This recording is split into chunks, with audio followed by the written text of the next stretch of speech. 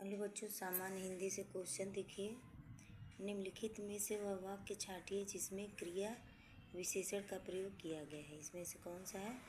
यहाँ कैसे कैसे लोग एकत्र हुए हैं। वह काली गाय घास चर रही है। मुझसे खट्टा फल खाया नहीं जाता।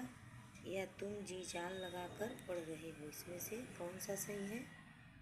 देखिए, तुम जी जान लगाकर पढ़ रहे हो। पूरा क्वेश्चन देखिए। प्रश्नगत वाक्यांश में तुम जी जान लगाकर पढ़ रहे हो में क्रिया विशेषण का प्रयोग किया गया है। वाक्यांश में जी जान लगाकर क्रिया विशेषण है, जबकि अन्य विकल्प काली और खट्टा एवं कैसे कैसे शब्द संज्ञा की विशेषता बता रही है।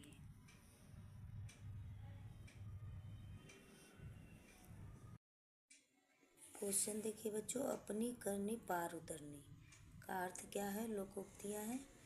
दूसरे के कर्मफल को स्वयं भी भुगतना पड़ता है, यह सही है।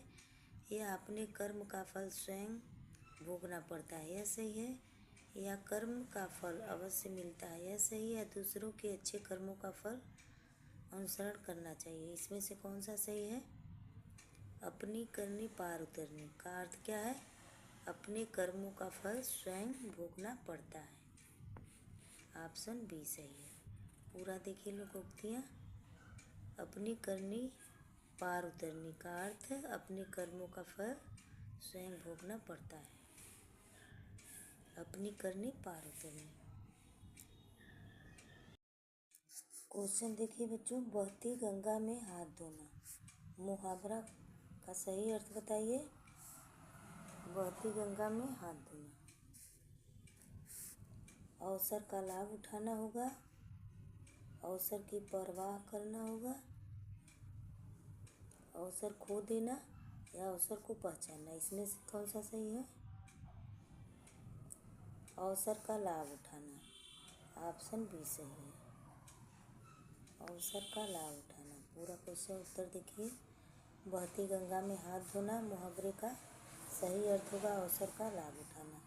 अवसर को हाथ से ना जाने देना, अवसर से लाभ उठाने के लिए प्रयत्नशील होना, अवसर की परवाह करना। मौका पहचानना, अवसर को पहचानना।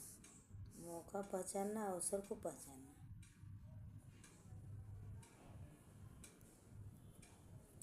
बहती गंगा में हाथ धोना, अवसर का लाभ उठाना।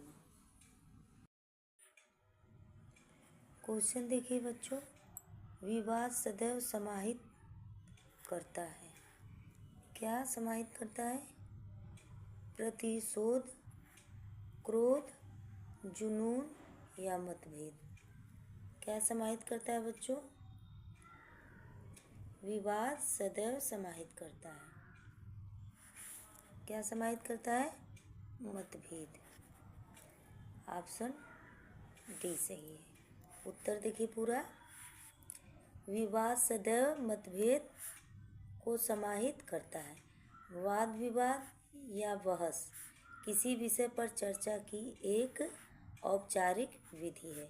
वाद विवाद में दो परस्पर विपरीत विचारों के समर्थक अपना अपना तर्क रखते हैं और दूसरे के कथनों का खंडन करने का प्रयत्न करते हैं। जब कोई औपचारिक वाद विवाद प्रतियोगिता की जाती है, तब आपसी मतभेदों पर चर्चा करने और उन्हें ठीक करने के लिए नियम भी बनाए गए हुए हैं।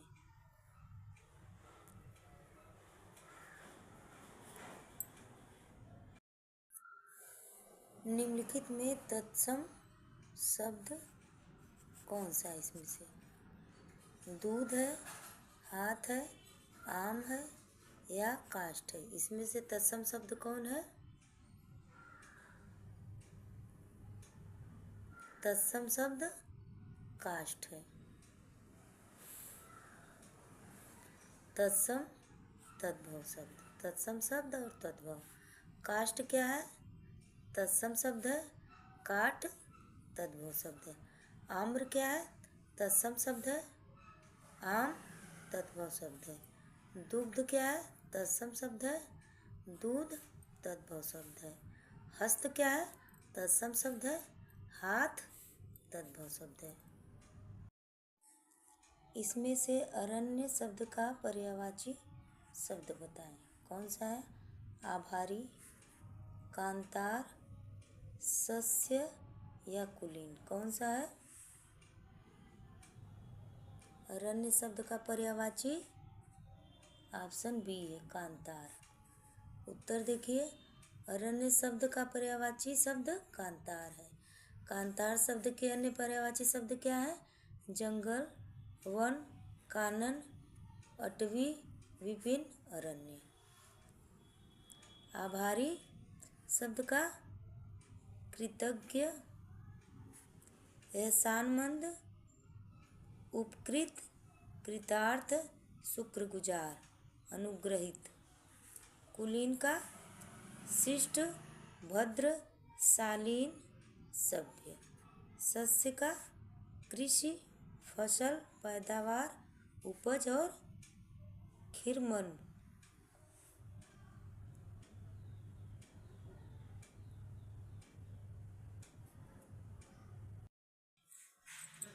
जिस शब्दों से काम का करना या होना पाया जाता है उन्हें क्या कहते हैं? क्रिया विशेषण कहते हैं, क्रिया कहते हैं, सर्वनाम कहते हैं या अपूर्ण क्रिया कहते हैं। कौन सा ऑप्शन सही है? जिस शब्दों से काम का करना या होना पाया जाता है क्रिया कहते हैं। ऑप्शन बी सही है। पूरा उत्तर देखिए, जिस शब्दों से काम का करना या होना पाया जाता है उन्हें क्रिया कहते हैं। जिस शब्दों का प्रयोग संज्ञा के स्थान पर किया जाता है उन्हें सर्वनाम कहते हैं। जिस शब्दों से क्रिया की विशेषता का पता चलता है उन शब्दों को हम क्रिया विशेषण कहते हैं। जो क्रिया अभी हो रही है उन्हें अपूर्ण क्रिया कहते हैं।